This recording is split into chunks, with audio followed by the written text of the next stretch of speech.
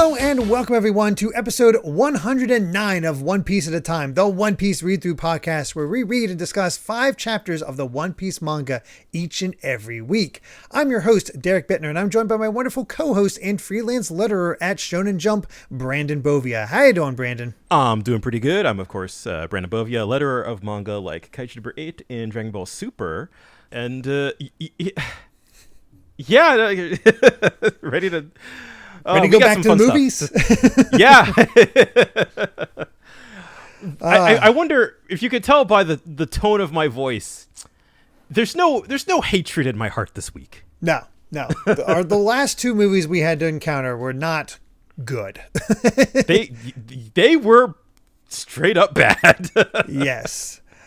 So it's nice to have a swing back in the positive direction, despite it taking elements of movie number 8 with Alabasta, with it being another retelling, but going earlier than Alabasta and focusing on the Drum Island arc where we recruited Chopper. So it's referred to as, at least in Japan, movie 9, episode of Chopper Plus. And that's just what I'll go with as far as what it's called here, because that's the shortest version, because these titles get really long. Yeah, it is interesting to note, because we do get, after this point, we get episode of we get more of these that are like remakes of prior arcs. I want to say all of the ones after this are TV specials, so I feel like we might as well cover them at some point for completion's sake, but yeah, this is the last theatrical one, as in the only other one other than Alabasta, and the plus I think is an interesting marker, because it's sort of I think that's your hint that like this is not quite a straight remake. Yeah. To break it down for this whole thing, it is a retelling of the Drum Island arc, but rather than being completely faithful, just cutting some things here and there, it changes it because instead the Straw Hats have the Sunny, not Mary. Frankie and Robin are both on the crew.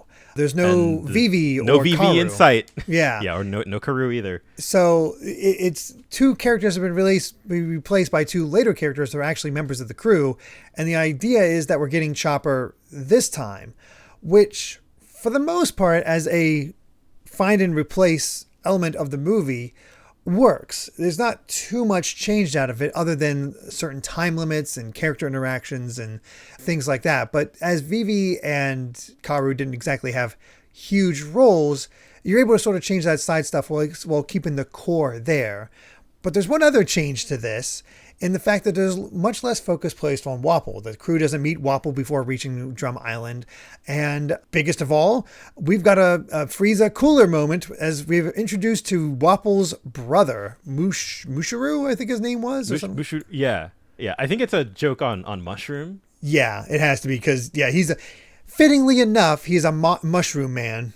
Well, or at least spore man, because it put out spores and stuff. He doesn't really send out mushrooms. It's more about the poisonous aspect and sending them out that way. Yeah, and that's sort of the we talked about this when we talked about the episode of Alabasta, where it was like, it is just like inherently the worst version of the story, because it is cramming so much into a 90-minute runtime. There were just like nothing emotionally lands, because it is just like go. It is like the most like awkward, hacked together, chopped up retelling of the story. And so I was excited going into this, kind of knowing like, yeah, this is like a weird non-canon alternate timeline, and that at least enables like some interesting changes. It's like, if you know the story of Drum Island, it keeps you on your feet. I appreciate that more than just being a straight retelling. Yeah, for the most part. It doesn't always land. I guess the key thing here is that it's definitely much more focused on Chopper. Yeah. And I think they made the right choice in terms of that. Where a lot of it is still like trying to focus on telling his story, and that gives it, I guess, a level of focus that episode of Alabasta just really lacked. Yeah, rather than just trying to cram it all in here. And it should be noted that this is a much longer movie than anything that we've had before. This is almost 2 hours. It's the longest One Piece movie I think we've had so far. By far. I have no idea if even the later ones are this long. I think so, yeah. I think 2 hours becomes the standard after this. Oh, okay. Yeah, I Yeah. I become unclear. But there's a lot of little changes, like we're hanging out in the sunny, and of course Nami gets sick for much the same reason. They just don't explain where that came from. He's just like, yeah, you got it. Don't need to worry about that. Yeah. I feel like it became very clear that the core conceit of this movie makes no damn sense, but like you just kind of roll with it. It's like a weird fever dream almost. Yeah. One thing I realized as we were watching this is meant to pull in the people who like Chopper as a character without watching One Piece. Mm-hmm. They just see this really cute reindeer character and be like, I like him. He is cute. What is he from? This is an anime called One Piece, because the way it introduces, like, here's the characters. They talk a little bit. Bam. His name is Usopp. Talk a little bit. His name is Roronoa or Zoro. That sort of thing. And even an introduction to the world of One Piece, where we get a lot of bounty pages, even for movie villains. Yeah, which I thought was a fun little addition. So maybe this takes place in like the movie universe of One Piece. Well, the funny thing with the movie universe is that for the most part, the movies can be sort of slotted in there. You know what? Yeah, that's a good point. I feel like they do try to slot themselves in a little bit more naturally, and at least for now. I think it becomes a little trickier later.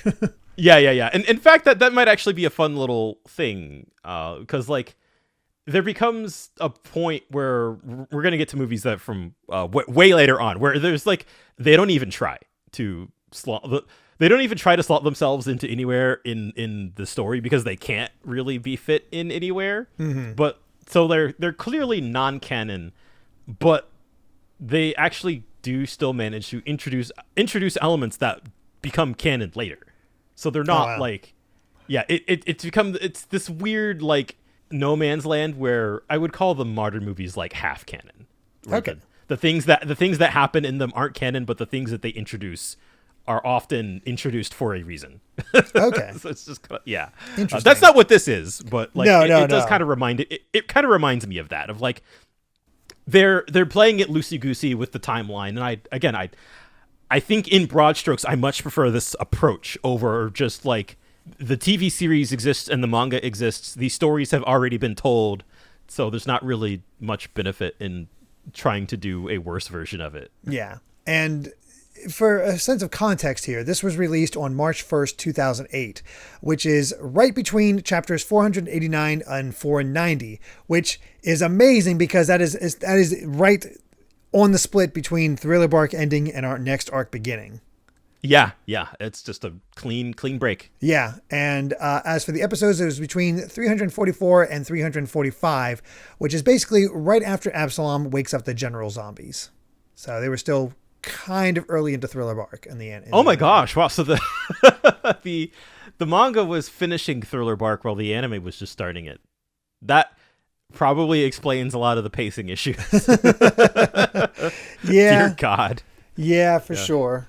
So yeah, it's interesting in that way, but I gotta say, for all intents and purposes, I enjoyed this movie. It's definitely not in my favorites, but it's relatively close-ish to our top two. I would say so. Yeah. Like I was thinking about that. Like it's not as complete garbage as like movie 3 or 5 or 7 or 8. Yeah. I didn't come out of this going like, man, that was terrible. But also, I think it's good mostly on the merits that like Drum Island is a good arc in the manga.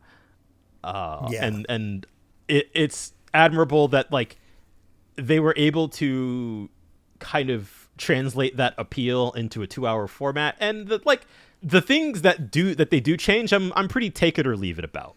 But like overall, it's fine. It's a fun little experiment. Is kind of how I feel about it. It's like this is a weird little side thing that they did. Yeah, because there's some really interesting changes here that kind of improve it a little bit, but there are also some things that you take away because it's a 2-hour format compared to how many odd chapters of a manga. As far as taking away, way less focus on Wapple. On the one hand, I should be happy about that, but yeah, but as a villain, he doesn't really get to stand out. I really feel like the parts that this movie nails is, again, like the chopper stuff. Like it struck me because they do the whole like flashback with Dr. Hirlook. That stuff is almost 1-to-1 as far as I remember. Oh like, yeah, I don't think they left out a single thing when it comes to Hero Look. Yeah, and I was like, okay, so this is the thing that they're like, we need to focus on this to like properly convey Chopper's story and like his appeal. And I think they nailed that stuff. Oh yeah, because it still hits those same emotions.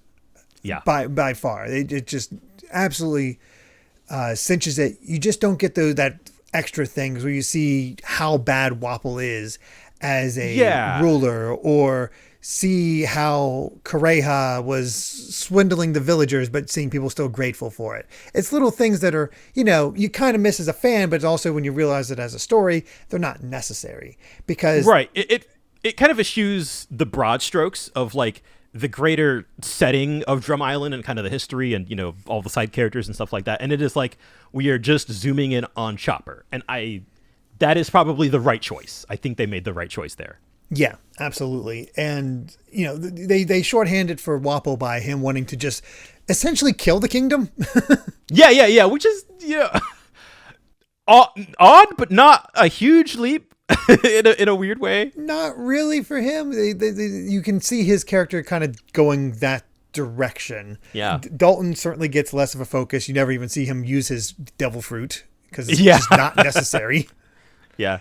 And yeah, it's just interesting to take away that sort of stuff. But it also, for example, in the original, when they first arrived at the town, they get threatened by the villagers and want to leave. And they're like, no, our friend needs help. She needs a doctor. And they shoot at them and Luffy's ready to throw down. And Vivi's like, no, you have to bow. Vivi's not here this time. Or Vivi in the manga, right? Yes. And Robin is, not there to calm Luffy down. She's taking care of Nami at the time. So Luffy on his own is the one who begs.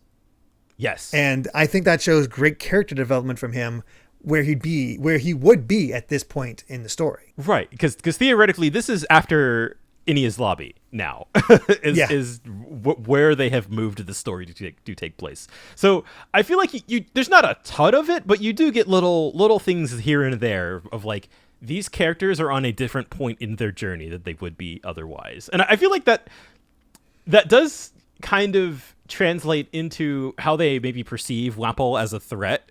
Whereas, he's not as important because, if they had hit Drum Island after Enia's Lobby, they would just stomp him basically, it's I mean, it is Luffy uses Gear 2 and Gear 3 in this movie. So it is absolutely after Enia's Lobby.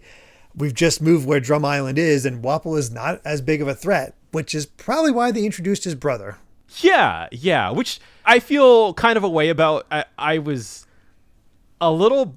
I was pretty let down by it, actually, when I think about it. It's one of those things that's like, kind of exciting on paper, because I like the idea of giving Wapol another character to play off of, and, they use his mushroom devil fruit. I forget the exact... the Noko Noko fruit, I think, or something like that. Okay. They use that as like, he has the ability to basically like poison the whole village, basically. Yeah. So like it raises the stakes in a way that, hey, a little odd, but I think appropriate for like a self-contained movie, but like it has almost no payoff. No, he's more of function than anything else. Yeah, exactly. I did like there's this thing that they hint at that I wish that was fleshed out way more, where because like the whole thing with Wapol's brother is that like he was basically like an outcast for his devil fruit ability because he's dangerous. And there's a moment near the end of the movie where like he kind of compares himself to Chopper of like, you were tossed aside just like I was, and it's like. It was just for that one line, basically. Yeah. But I thought that was a really cool idea. It could have worked better if they had fleshed out more, but Shuru gets very little development. There's just an ongoing joke of him insisting that Wapol call him Big Brother. And at first I thought they changed Wapol's character to be more of a toady to this new character. But then they reveal that Wapol was like, no, I'm just playing my brother because I'm like going to use him to get back. Which I'm like, okay, that works. And I do find it fun that they are a lot less mysterious about like, Blackbeard just rolled up in here. And, here's Blackbeard blew just this place tearing to up the smithereens. place. Yeah, we don't at this point we don't need to shroud that whole bit in mystery as much. So I do find it fun because at this point, if you're a fan of the anime or manga, you kind of get the whole thing with Blackbeard at this point, or you know a little bit more than you did during Drum Island in the manga. So I do kind of like that they play up Wapple's kind of desperation when it comes to like what Blackbeard did. It's like it's not a lot more, but like you sort of you get a couple shots of like Blackbeard actively in Drum Island, making a mess of things, and I like that. We do get to see Wapple kind of like, oh god, I need to do something about this. I guess before we focus a bit more on Mushuru, because he's definitely more towards the end, we can talk a bit about the roles that Frankie and Robin play. Because for the most part, every other character does the exact same roles that they had in the original Drum Island. But with Robin, she pretty much takes the Vivi role.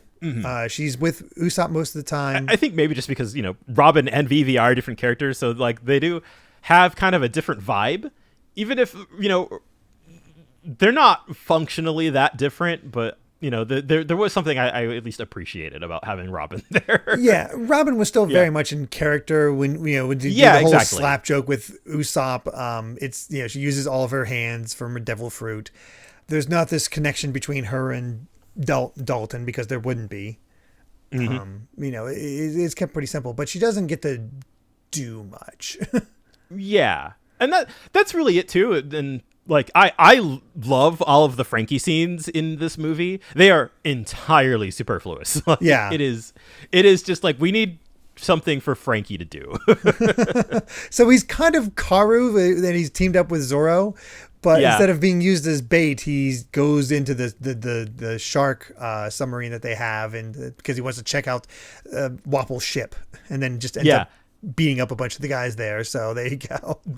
That's another thing that kind of went nowhere. I was excited that because it's like with the additions of, the new crew members, you sort of get the feeling like, maybe they'll add some subplots. And I thought they were going in that direction, but it's more like they just kind of need everybody to get like into the, like at the same place, up at the castle at the end of the arc.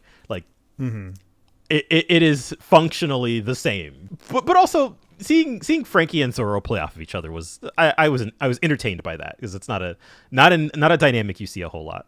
No, we haven't really seen it too much yet, so it has a nice fresh feeling to it.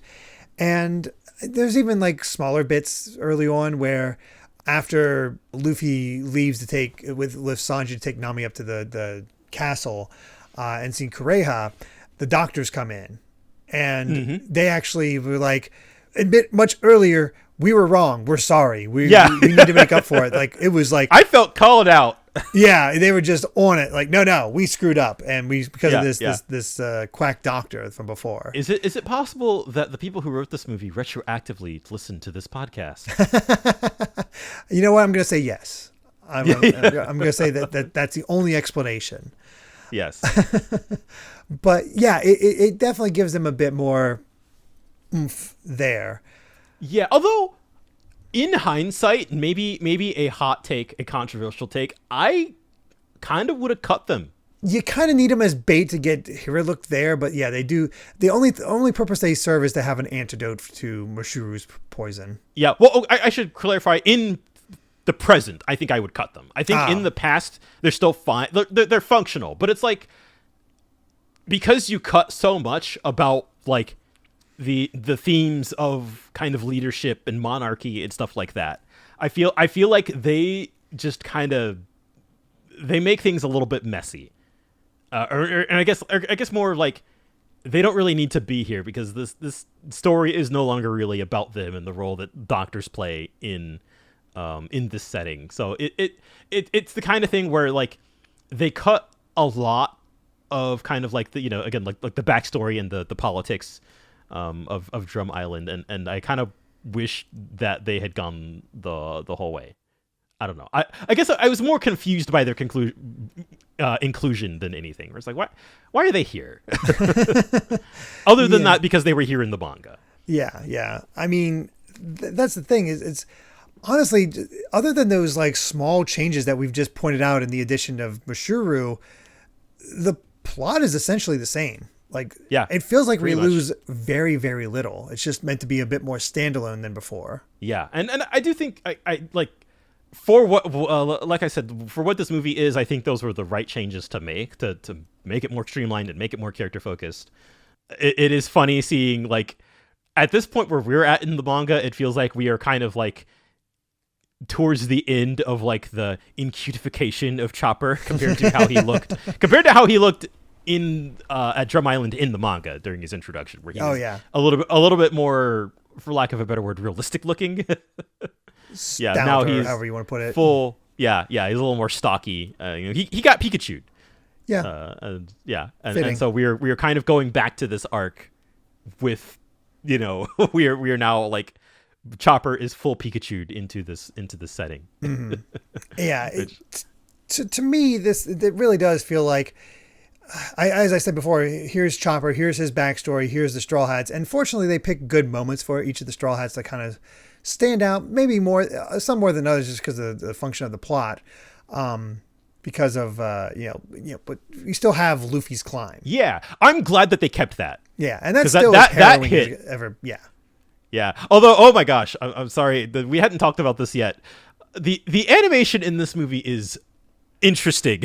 All over the place. I think we talked as we were watching this, and we were pretty sure there's like 3 or 4 teams working on this. It had like the style is all over the place, and again, like I kind of dig it as this feels like a weird experiment almost, because even though this movie has like 3 or 4 different art styles, they're all better than movie 7 and movie 8. Like none of them, like there's jank for sure, but like I find it more charming than anything, and it makes for like interesting proportions and interesting in layouts, and there's enough good stuff to go around that it feels like okay, they're just kind of messing around. But it also weirdly clashes, at least early on. It finally found its footing in the second half of the movie, but very early on, you had these gorgeous backgrounds and honestly well used 3D for the Sunny, but then you had the actual Straw Hats, or any character really, and they're so honestly, I feel like movie 6, but put onto better backgrounds. Yeah, I thought about movie 6 a whole lot during a lot of this movie, actually, because they're loose and off model a lot. Yeah, I sort of think for what this movie is, it kind of works because it's a very like flat style. It feels like, I don't know if it does, because it just clashed so much for me between those backgrounds and those characters. But yeah, that is true. No, I think when it's at its full potential, it enables a lot of really fun and really loose character animation. But there is a lot of like, okay, we're kind of holding this still that is very like low resolution and very low detail. It's just more about lines and shapes and not a whole lot of like light and shadow going on. Yeah, it definitely doesn't. I think maybe because the last 2 movies looked so bad that I do kind of just roll with it, because those movies felt like they were struggling. That it felt less in like the jank felt a lot less intentional, whereas it feels more like this is what the person working on this shot wanted to go for, and that just like from a bird's eye view directorial standpoint, there was just like a little too many like cooks in the kitchen just being like, all right, go off, do your own thing. Who cares? So there's not a whole lot of cohesion in this movie's art, but like that makes it interesting to me, even if it's not always like good. I wanted to bring up the animation originally for this topic because like during the climb in the snow, like in the blizzard and all that, and especially when like the avalanche and stuff, the CG they use for like, there's a lot of CG used for like Luffy and Sanji getting around, and it looks horrible. It's bad. It's so bad. And it's really just for like that one scene where they're like intercutting between 2D character art, and then like, oh, if they never like the way they just kind of get like knocked around in the avalanche, it's I don't know what it is with Toei with that, because I think about DBZ Battle of Gods had a similar thing, and even Resurrection F and Broly to an extent, of like random like CG character cut-ins, and they obviously they get better with time, but for a movie that released in 2008, it looks like garbage. Yep, there's no way around that. But I mean, it seems like a lot of the budget went into the backgrounds flashback and the fights. Yes. Yeah. Very few fights, though. It should be very noted about that. Very few fights. Yeah. It's mostly the there at the end. But the fights that we do get are they're pretty awesome. Yeah, yeah.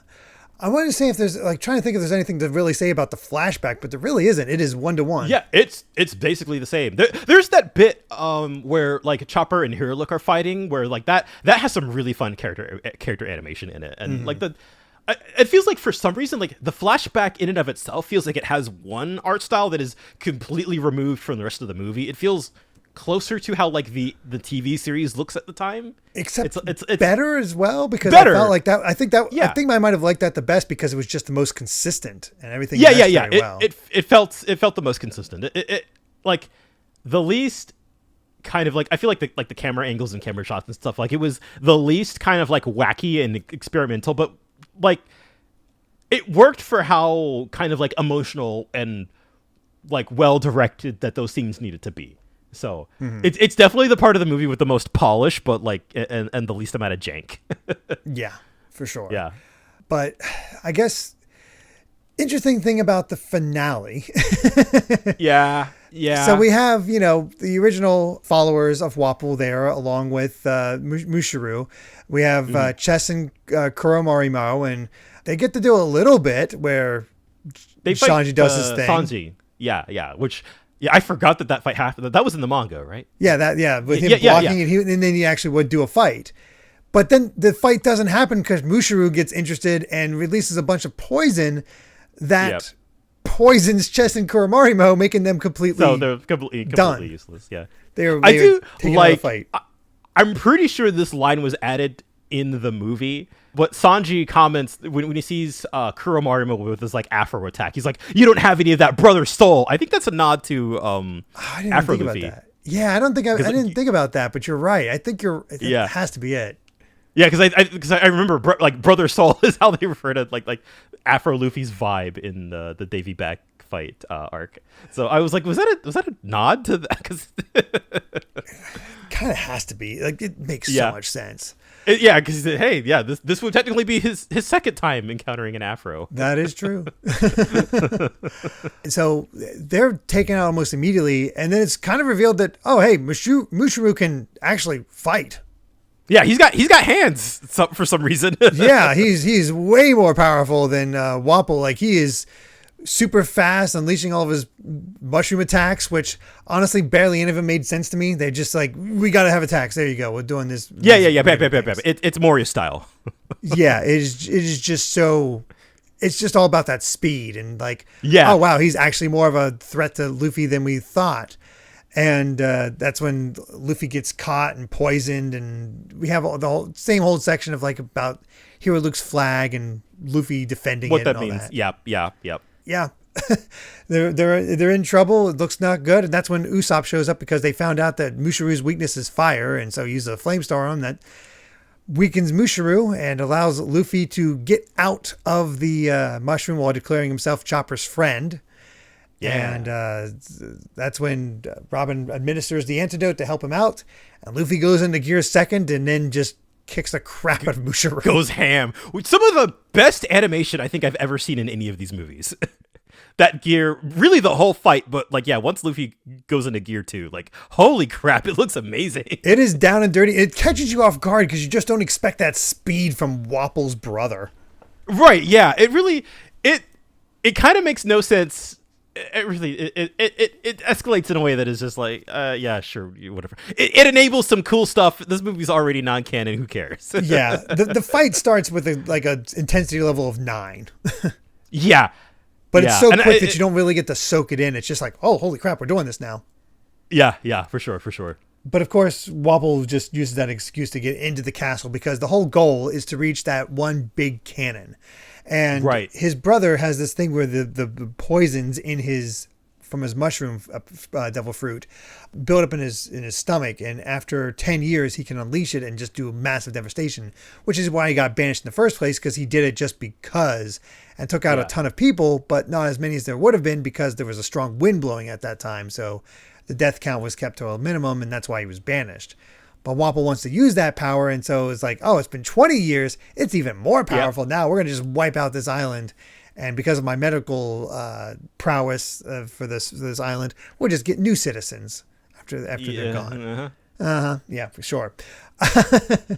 But of course, Mushiru's taken out by Luffy, but he just so happens to get hit into the castle part where the cannon is, and Wapple's waiting.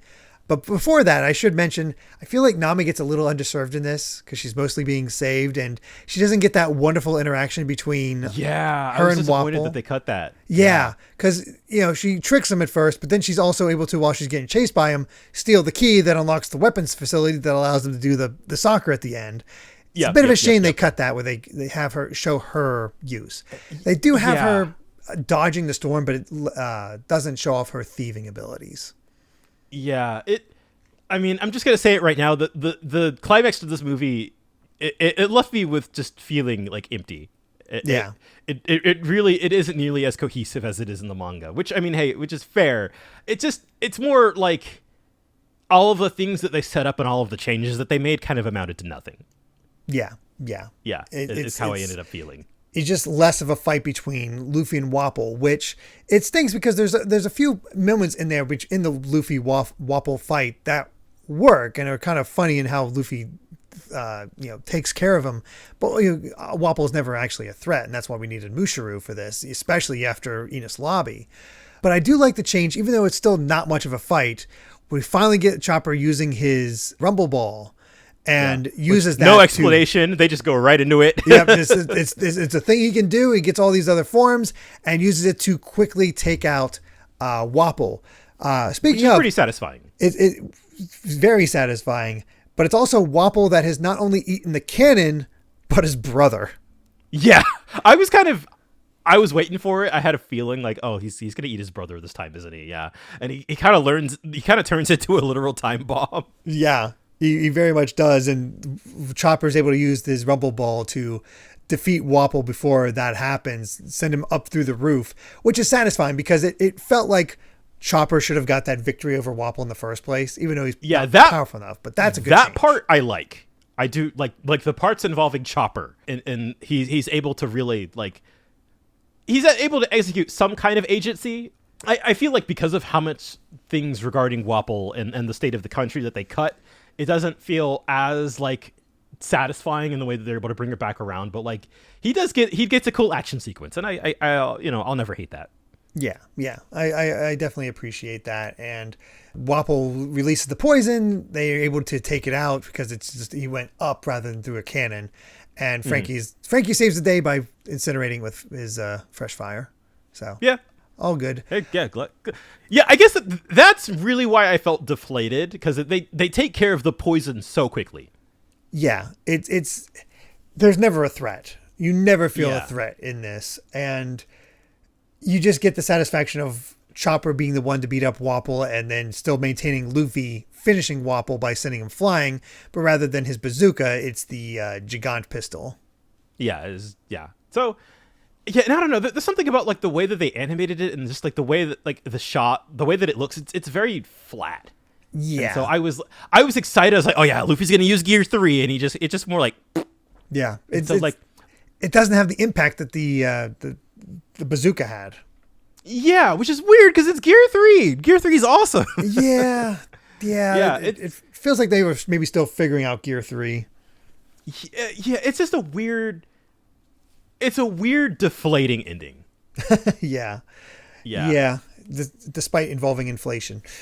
Yeah, it just, I don't know. And that really is kind of the biggest bugbear I have with this movie, is that it just sort of ends. Yeah. Wapple's defeated, Mushiru's defeated, everybody decides to go follow Dalton. And then it's all about trying to convince Chopper to join. But there's also this very arbitrary time limit, because before I was trying to get the Alabasta in time. Here we really wanted to go to the next island that we're not going to name. So we want to leave before the log pose registers. Oh, yeah, that's right. Yeah. That's fine, I guess. But how long were they really? A day? Or no, I guess they were. Nami was knocked out for a little, I don't remember how long exactly, but a couple days. Yeah.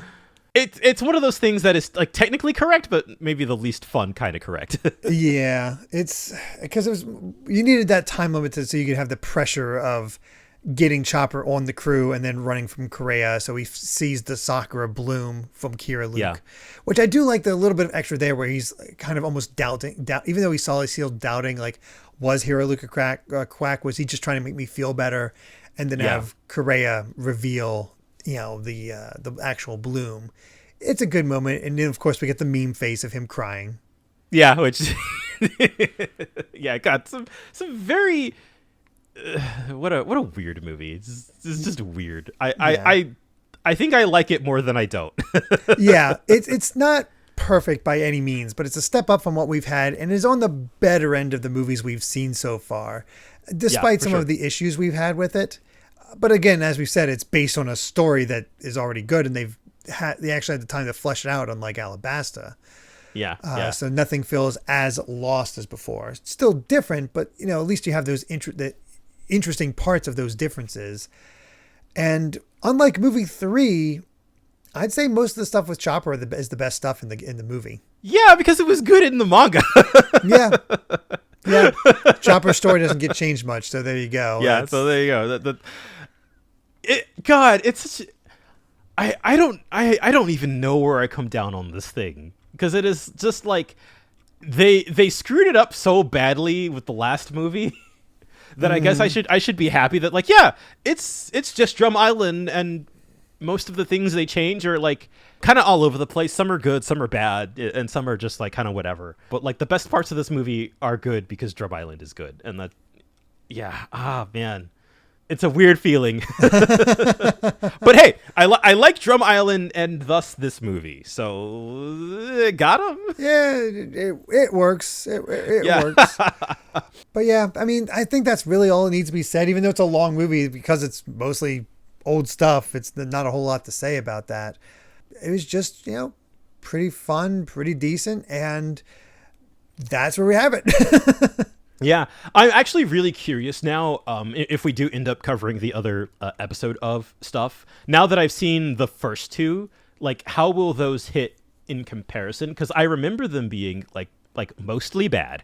I don't know when those appear, so I'm not sure if we'd want to do it as they appear, or we just want to worry about it later as an extra, because they're not as necessary. Like, this is like, these are movies, which is sort of a special event sort of thing. The specials are kind of that, but they're also, more of this, and we've struggled to kind of say stuff about this.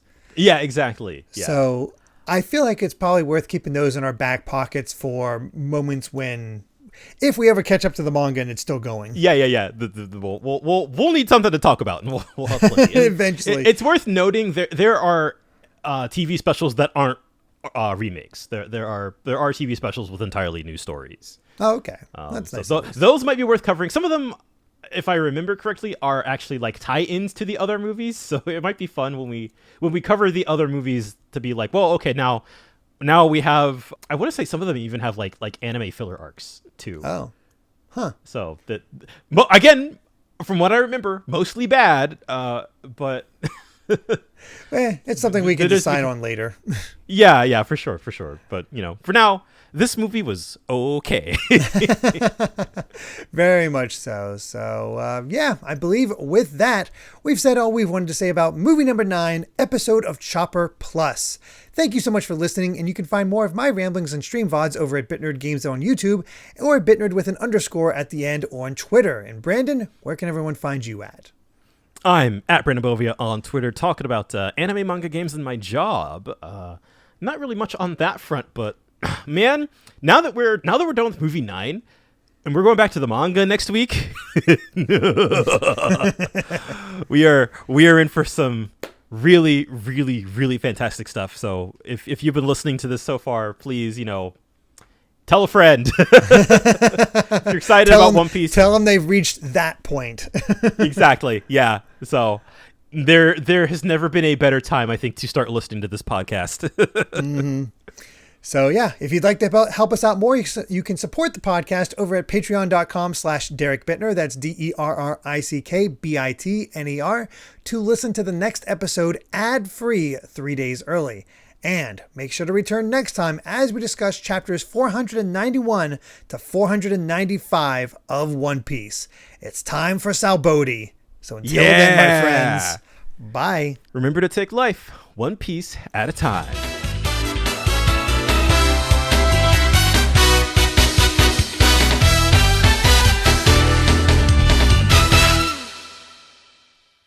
これが俺の30年をかけて出した答えさ。